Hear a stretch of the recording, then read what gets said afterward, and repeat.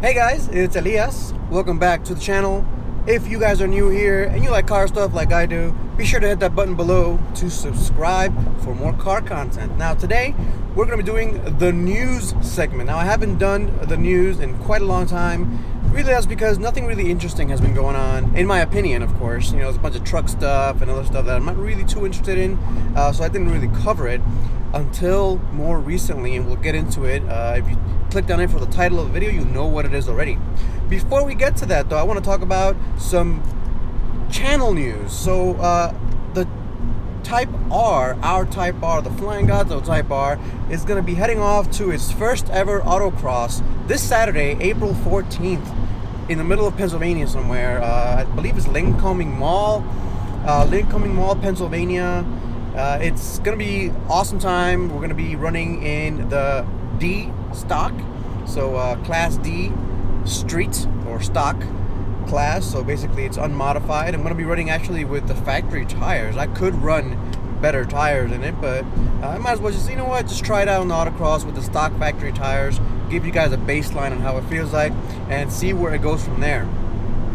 Right after that, on April 18th, I believe that's a Wednesday, we have the Pocono Track Day. Now, I've been to Pocono before with the Type R, as well as with the hatchback, and we've done really well there. And once again, I'll be using the stock factory tires for that track day. On that track day, I'm going to be testing out some new brake pads, some rear brake pads on the Type R, and I'll let you guys know how they feel, if the brake pedal gets too mushy, and things like that. It'll basically be a nice test of what's going on with the Type R, the brake pads, the tuning, and all that good stuff. And the next thing that's going to happen is April 21st is the first ever spring Gato Squad meet.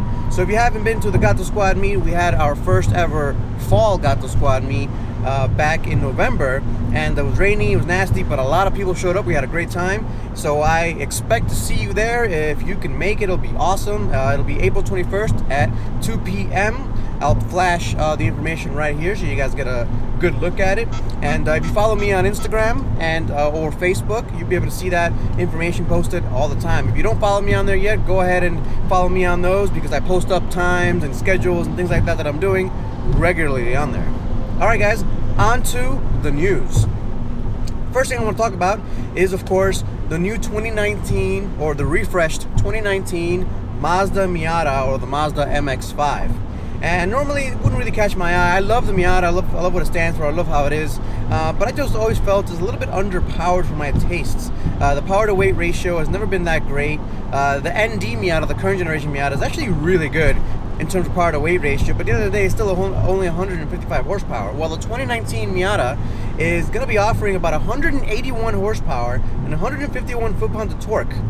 And if those numbers don't sound that good to you, remember, this car only weighs around 2,300 pounds. So comparing it, of course, to the S2000 that I love so much, the new Miata is going to be having a 181 horsepower, and it's going to weigh about 400 or 500 pounds less than the S2000. That's incredible. I definitely look forward to driving it, because what they're saying is they beefed up the valve train, they raised the rev limiter, because right now the current rev limiter is pretty low, it's maybe around 6,800 RPMs, or a little bit lower than that. They're going to raise the rev limit, they're going to make power that way, it's naturally aspirated, no turbos to be found. I'm very excited about that. And Jane, I know you're listening. If you want one, you're going to have to wait at least till 2019's come out, because I definitely want a higher revving engine for sure.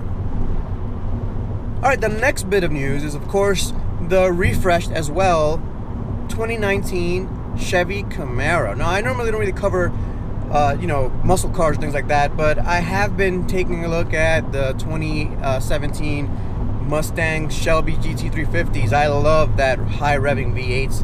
I basically love any engine that revs high, as you can see with my S2000 love affair. But you know, so I look at, from time to time, I look at the Chevy SS, the Camaro SS as well, and I was looking at it and I'm like, wait a minute, they changed it up. I don't know what you guys think about it. Let me know what you guys think in the comments, but I do like the way that the non-SS Camaro looks. So the V6 or the inline-4 turbo Camaro actually looks really good with that painted front bumper.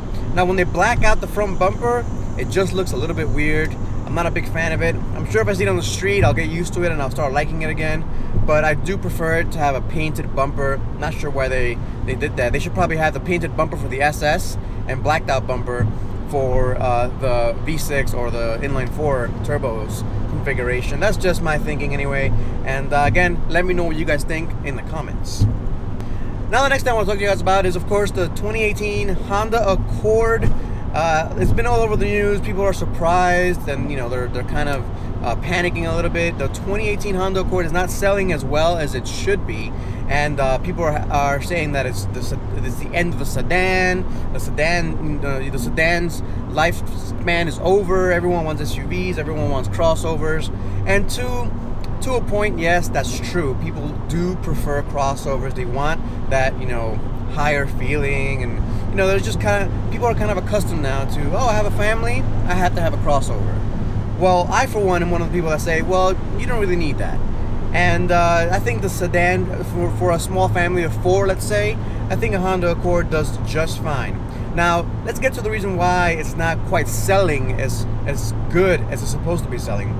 First of all, the Honda Accord has some stiff competition, especially when it comes to the Honda Civic. You guys know very well, I'm a big fan of the Honda Civic. I do own a Type R.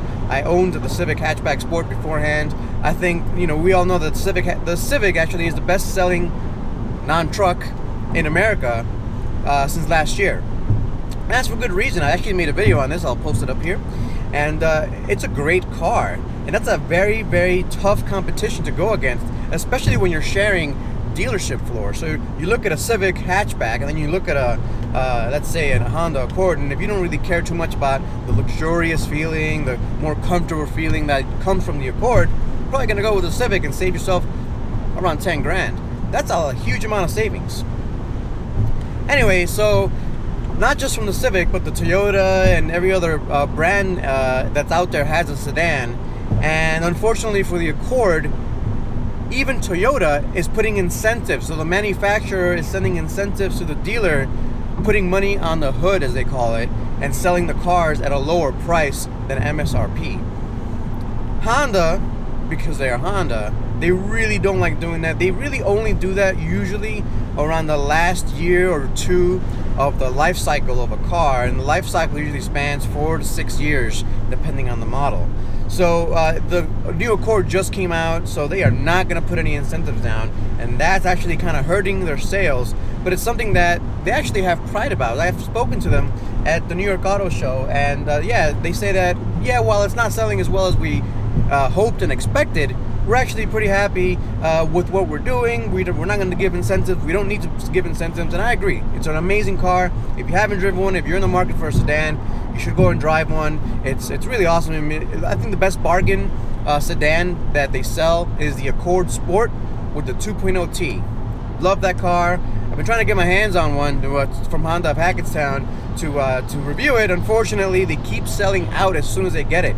That goes to show you that while the Accord is not really selling as well as they wanted to, it's still a pretty hot item. Now, better news about the Type R. This has happened about a couple of weeks ago, but not everybody covered it, so I want to make sure you guys know what's going on. The Honda Civic Type R, as you know, broke that Nürburgring record. They for the fastest front-wheel drive performance car that's built in a production facility. You know, not hand-built, or it's not a race car or anything like that. It broke that record, and it actually competes really well with other cars twice or more expensive than the Type R. Well, Honda's not satisfied with that. They actually sent actual race car drivers to different racetracks around the world to break their lap times, to break records over there. So that's pretty amazing. I can't wait to see the results of all of that. And actually, I hope to be one of those race car drivers. You know, this channel is basically about racing and performance driving and all that good stuff. So I'm going to be taking, like I said in the beginning, my Type R to the autocross. I'm taking it to the track, and I'm hoping that as things progress and things get better, next year I'll put a full cage in my Type R, and I'll take the Type R racing for real. Of course, you know, it depends on a lot of things, and I have to, hopefully the YouTube channel grows enough to support that, but that's my goal anyway. So it's going to be pretty awesome to see what's going on with that, and yeah, I think Honda's doing the right thing and putting the Type R out there on the racetracks to see what they can do. Now for a little bit of sad news. Unfortunately, the Dodge Viper, as you guys know or may not know, Dodge Viper is an awesome American sports car, nice V10. I actually love the Dodge Viper. You know, I kind of wish I was Jay Leno. I have so many cars that I really enjoy. I've never actually driven a Dodge Viper. Unfortunately, I have not had the chance to drive a Dodge Viper, but I always wanted to. I actually want to own one. I would love to own one of the current generation one, or the ones that just finished production. I would love to have one. I would have loved to be in the position to buy one when they were available, because you could have ordered them with so much different customizations. I could see totally falling in love with the car and keeping it forever. Unfortunately, they just don't make them anymore.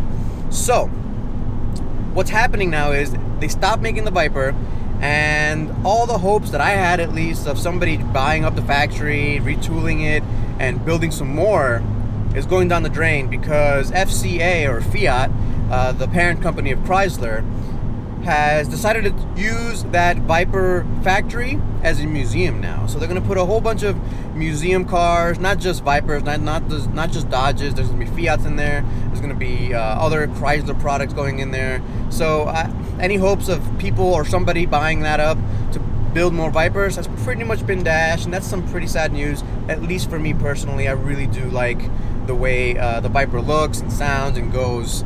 And maybe one day I hope to buy one down the road, a used one that I can take and maybe race with it. That'll be pretty fun. A guy can dream, right? And then the last bit of news I want to share with you guys is, of course, the Civic Si is being used by Tomoe Racing. Well, it keeps winning races. And if you guys don't follow, Tomoe Racing is basically a guy that's built himself up from nothing to a race car driver, basically on his own. He got funding, he got all that good stuff. He crowdfunded it, and now he's racing, or his team is racing a Civic Si, a 10th gen Civic Si. And there was one race where they used K-Tuner, but they also used Honda, and they've been winning races. It's really awesome, and I like to follow them. I watch them whenever I get a chance. And they won the Pirelli World Challenge Cup. They won their class, and that was awesome to see. That was a few weeks ago. And yeah, it's gonna be a pretty fun racing year for them, and I'm definitely looking forward to seeing them. You guys should check them out as well, Tomoe Racing. Alright guys, so that pretty much finishes it for the news. As always, there's a Frosty Beverage at the end, so let's go and enjoy that Frosty Beverage. So for the Frosty Beverage review, today I'm again feeling like a nice light cider, but not too sweet. So I actually chose an Angry Orchard Hard Cider Rosé, 5.5 alcohol by volume. Let's open her up. I'm a big fan of Angry Orchard, as you guys can see. I'm a big fan of ciders, really. Easy to drink, pretty much drink them anytime you want. It's like juice, a little kick to it, which is what I love. Now I have not tasted these yet. I hear they're good. We have a Strongbow Rosé in the fridge as well. Now I have had the Strongbow. It's a little bit sweeter. It's actually much more sweeter than I would probably like. But Jane loves them, so we got them. Let's give this a try. I've heard these are not as sweet, so I hope people are right. And people are right. It's like a very dry, semi-sweet cider. It's got some good taste to it. No, it's really good. Refreshing. Refreshing is the word. That's why I like dry ciders. When you drink a dry cider, it's more refreshing than anything else. You're just kind of enjoying it for the refreshment side of it. I like it. Pretty good. Alright guys, as always, thanks for watching, and I'll catch you guys next time. Peace out.